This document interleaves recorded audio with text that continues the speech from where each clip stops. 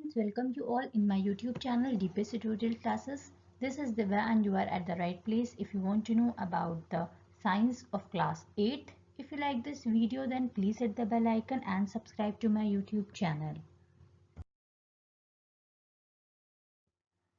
Class 8 में हम लोग नेक्स्ट चैप्टर स्टार्ट करते हैं जो हमारा चैप्टर नंबर 8 है, cell structure and functions. Last की क्लासेस में हमने चैप्टर नंबर 7 स्टडी किया था, वो हमारा conservation in plants and animals था। अब जो हमारा नया चैप्टर स्टार्ट होता है वो हमारा है सेल स्ट्रक्चर एंड फंक्शन। इस चैप्टर के बारे में हम लोग स्टडी करेंगे। तो इस चैप्टर को स्टार्ट करने से पहले बेसिकली कुछ हम एक ओवरव्यू ले लेते हैं कि बेसिकली कौन कौन से टॉपिक्स हैं जो कि हम लोग इस चैप्टर में कवर करेंगे। सबसे पहले हम लोग सेल के बारे में थोड़ा सा इंट्रोडक्शन पढ़ेंगे। इसके बाद हम लोग जो नेक्स्ट टॉपिक पढ़ेंगे वो हमारा डिस्कवरी ऑफ सेल। उसके बाद जो नेक्स्ट टॉपिक हमारा आता है organisation of cell in organism, इसको हम लोग जानेंगे।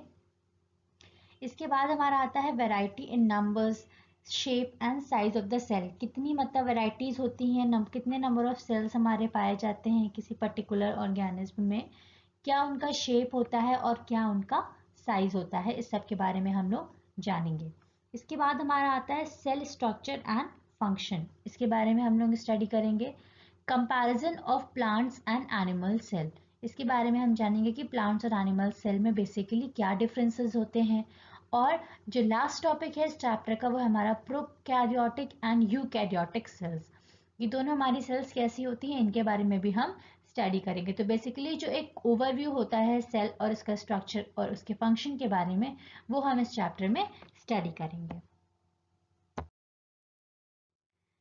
तो चलिए स्टार्ट करते हैं with the introduction of the chapter.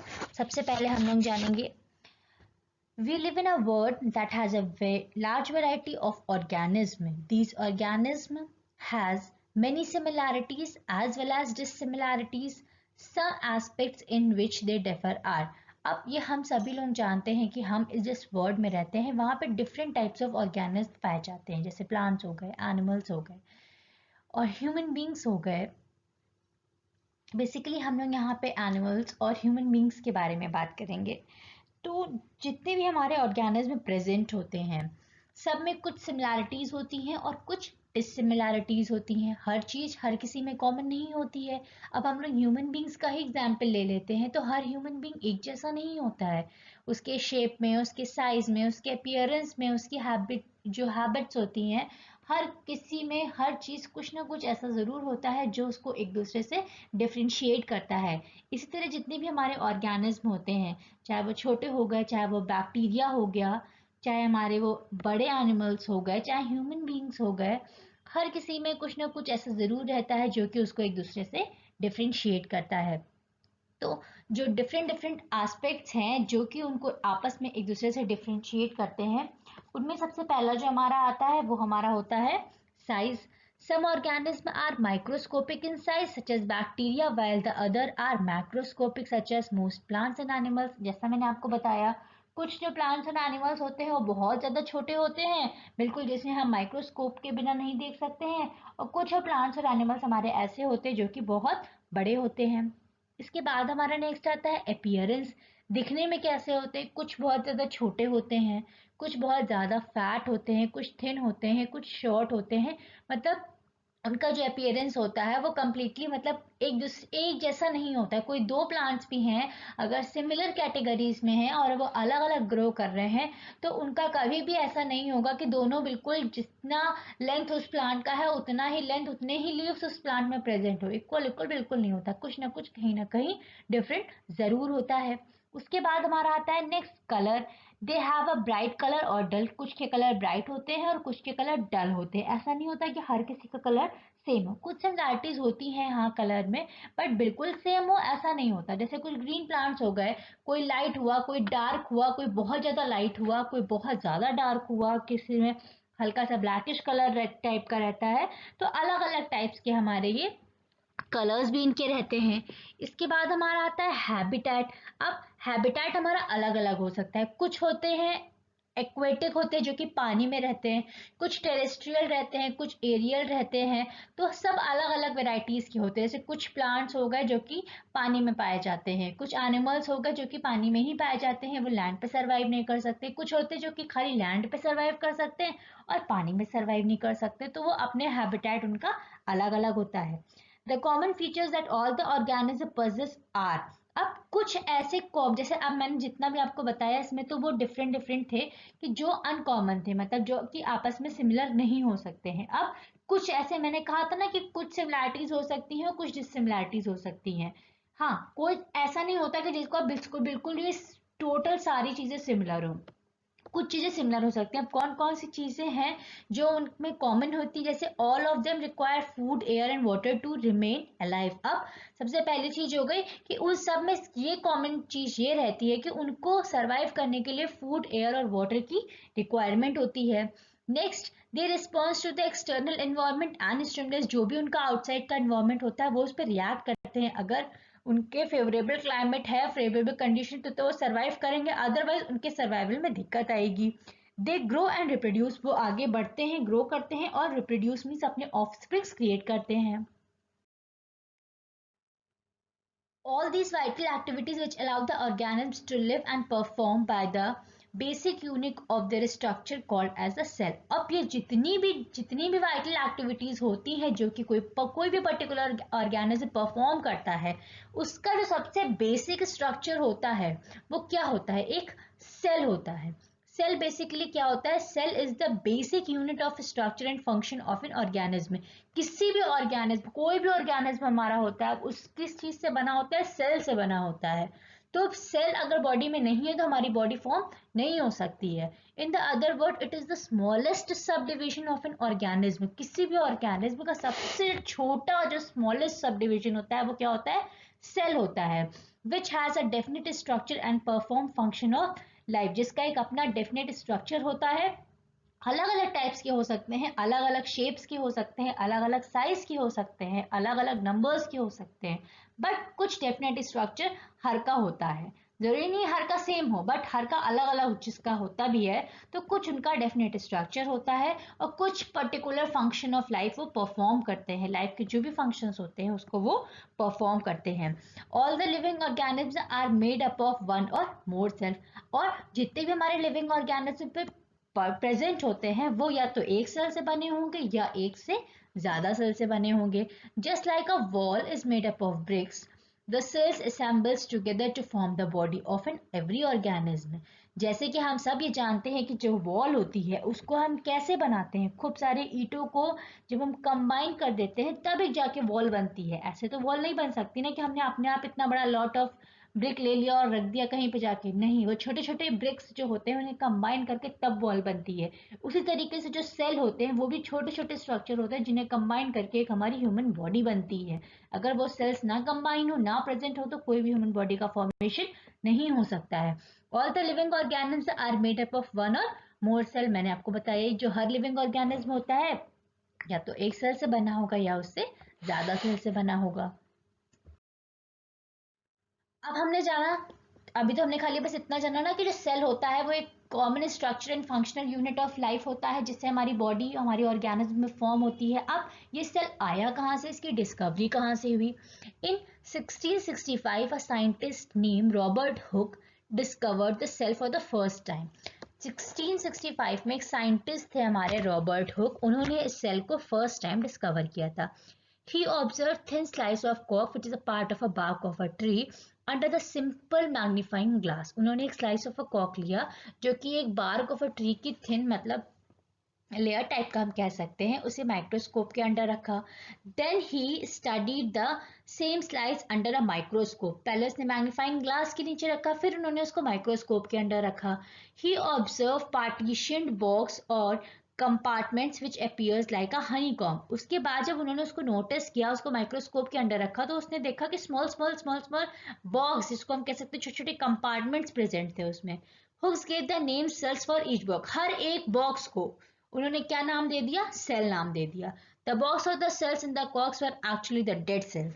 और जो ये बॉक्स थे हमारे वो कैसे सेल थे? डेड सेल्स थे। More information on the cells could not be found for the longer time after that. अब हुक ने खाली इतना ही तक करके छोड़ दिया था, उसके बाद बहुत टाइम तक कुछ ज़्यादा इन्फॉर्मेशन सेल के बारे में नहीं पता चल पाई. After the invention of the modern microscope further studied was carried out. अब जब आगे जैसे जैसे हमारा टाइम पीरियड कंटिन्यू हुआ तो मॉडर्न माइक्रोस्कोप का डिस्कवर हुआ और उसके बाद उसी सेल के बारे में आगे डिटेल में स्टडी किया गया. Today we know many facts about the cells including their type, structure and function. और आज की डेट में हम लोग सेल के बारे में बहुत चीज़ें जानते हैं. खाली इतना ही नहीं हम जानते हैं कि खाली वो बेसिक फंक्शन और स्ट्रक्चर यूनिट ऑफ लाइफ के, बल्कि हमें उनके शेप के बारे में भी पता है, उनके साइज के बारे में भी पता है, उनका क्या क्या फंक्शन होता है हर इंडिविजुअल सेल का, हमें वो भी पता है. The cell theory was proposed by the two German scientists M. Scaladian and T. Sackvon in 1838. ये दो साइंटिस्ट थे, इन्होंने आगे सेल थ्योरी को कंटिन्यू किया. It forms the basic of study of living organism. किसी भी लिविंग ऑर्गेनिज्म का जो बेस होता है, जो स्टडी जो लिविंग ऑर्गेनिज्म की हम करते हैं तो उसका जो बेस होता है वो क्या होता है, हमारा सेल होता है. अब ये सेल थ्योरी स्टेट क्या कहती है, all the organism are made up of one or more cell. जितने भी हमारे ऑर्गेनिज्म पाए जाते हैं वो सब एक या एक से ज्यादा सेल से बने होते हैं. New sales arises from the pre existing cells. जो भी हमारे प्री एग्जिस्टिंग सेल्स बॉडी में प्रेजेंट होते हैं उन्हीं से आगे न्यू सेल्स का फॉर्मेशन होता है. All the cells have the similar basic structure and function, though they may be of different types. हर जो सेल्स हमारे होते हैं वो डिफरेंट डिफरेंट टाइप्स के हो सकते हैं, बट उनका जो बेसिक स्ट्रक्चर और फंक्शन होता है वो हमेशा सिमिलर होता है. The cell theory is applicable to all the organism on the earth. जितने भी ऑर्गेनिज्म इस अर्थ पे प्रेजेंट होते हैं सबके ऊपर इस सेल थ्योरी अप्लाई करती है. इसके बाद आता है organisation of a cell in an organism. एक कोई ऑर्गेनिज्म, मैंने आपको बताया था ना कि ऑर्गेनिज्म का जो होता है वो बेसिक यूनिट होता है, क्या होता है, सेल होता है. अब किसी भी ऑर्गेनिज्म में हम सेल को कैसे ऑर्गेनाइज करेंगे. Cell usually groups together to make the tissues, organs, organ system and finally organism. Cells जो होती हैं वो आपस में एक दूसरे से मतलब ग्रुप अप करती हैं तो क्या करती हैं, टिश्यू फॉर्म करती हैं. टिश्यू आपस में ग्रुप अप करते हैं तो क्या फॉर्म करते हैं, ऑर्गन्स फॉर्म करते हैं. और डिफरेंट डिफरेंट ऑर्गन्स सब आपस में ग्रुप अप करते हैं तो एक पर्टिकुलर ऑर्गन सिस्टम बनाते हैं. और जब वो सारे ऑर्गन सिस्टम होते हैं वो पर्टिकुलरली ग्रुप अप करते हैं तो क्या बनाते हैं, एक ऑर्गेनिज्म बनाते हैं. तो यही इसमें बेसिकली दिया हुआ है कि a tissue is a group of cells of same size, shape and functions. Example of tissue are muscular tissue and nerve tissue. जो सेल्स हमारे सेम साइज, शेप और फंक्शन, जिनका शेप, साइज और फंक्शन सेम होता है, वो जब आपस में ग्रुप करते हैं सेल्स तो क्या बनाते हैं, टिश्यू का फॉर्मेशन करते हैं. An organism in a structure that continues more than one type of tissue. और जो ऑर्गन होता है वो हमारा एक से ज्यादा टिश्यू कंसिस्ट करता है. It is normally big enough to be seen with the naked eyes. और ऑर्गन जो होता है उन्हें हम अपने नेकेड आइज से देख सकते हैं. Example of some organs are heart and the brain in the animals and leaves, roots and stem in the plant. जो भी हमारे ऑर्गन्स होते हैं, जो हमारे टिश्यूज होते हैं, जब उन्हें हम एक तरह से बहुत सारे टिश्यू एक साथ कंबाइन करते हैं तो क्या बनाते हैं, एक ऑर्गन बनाते हैं. और जो ऑर्गन्स होते हैं उन्हें अपने नेकेड आई से देख सकते हैं. जैसे ऑर्गन हमारा हार्ट हो गया, ये एक ऑर्गन है, इसके अंदर बहुत सारे टिश्यूज प्रेजेंट हैं और उन टिश्यूज के अंदर क्या प्रेजेंट होते हैं, हमारे सेल्स प्रेजेंट होते हैं. और इसके बाद हमारे जो एनिमल्स हो गए इसमें भी जो प्रेजेंट होते हैं, लीव्स हो गया, रूट्स हो गया, स्टेम्स इन द प्लांट्स, ये सब हमारे ऑर्गन्स होते हैं. इसके बाद अब ये सारे ऑर्गन्स जब हमारे कंबाइन करते हैं तो क्या बनाते हैं, ऑर्गन सिस्टम बनाते हैं. A group of organ working together is called as an organ system. जब खूब ग्रुप ऑफ ऑर्गन्स हमारे एक साथ वर्क करते हैं तो वो हमारा क्या बनाते हैं, ऑर्गन सिस्टम बनाते हैं. You digest system is an organ system. जो हमारा डाइजेस्टिव सिस्टम होता है वो क्या होता है, एक ऑर्गन सिस्टम होता है. The organ take in part in the digestion system are. और जो जो ऑर्गन्स, जैसे हमने बताया ना कि बहुत सारे ऑर्गन्स कंबाइन करके एक ऑर्गन सिस्टम बनाते हैं, तो हमारा डाइजेस्टिव सिस्टम जो है ये एक ऑर्गन सिस्टम है. अब इसमें कौन कौन से ऑर्गन्स इन्वॉल्व होते हैं, वो हमारे माउथ हो गया, फूड पाइप हो गया, स्टमक हो गया और इंटेस्टाइन हो गया. ये सब हमारे क्या है, अलग अलग ऑर्गन्स हैं. ये ऑर्गन जब कंबाइन करते हैं तो एक पर्टिकुलर ऑर्गन सिस्टम बनाते हैं. जैसे हमारा डाइजेस्टिव सिस्टम हो गया, ये एक हमारा ऑर्गन सिस्टम है और इसके अंदर ही डिफरेंट डिफरेंट ऑर्गन्स हमारे कॉन्स्टिट्यूट होते हैं। और अब जब डिफरेंट ऑर्गन, हमने सब ऑर्गन सिस्टम को कंबाइन कर लिया तो क्या बन गया, हमारा एक ऑर्गेनिज्म बन गया। तो ये हमारा बेसिक होता है कि किसी भी ऑर्गेनिज्म में सेल का कहाँ रोल होता है, क्या पार्ट होता है। तो फिलहाल आज की क्लास में बस इतना ही था। होप सो जो भी सेल के बारे में इंट्रोडक्शन और डिस्कवरी बताई गई है आपको अच्छे से क्लियर हो गई होगी। इन केस अगर इसमें कुछ भी आपको डाउट्स होता है तो आप कमेंट सेक्शन में अपने डाउट्स लिखकर अपने डाउट्स क्लियर आउट कर सकते हैं। और इसी का फर्दर हम लोग आगे कंटिन्यू करेंगे नेक्स्ट क्लास में, जिसमें हम लोग shape, size and structure of cell के बारे में भी स्टडी करेंगे। तो thank you for watching this video and keep supporting.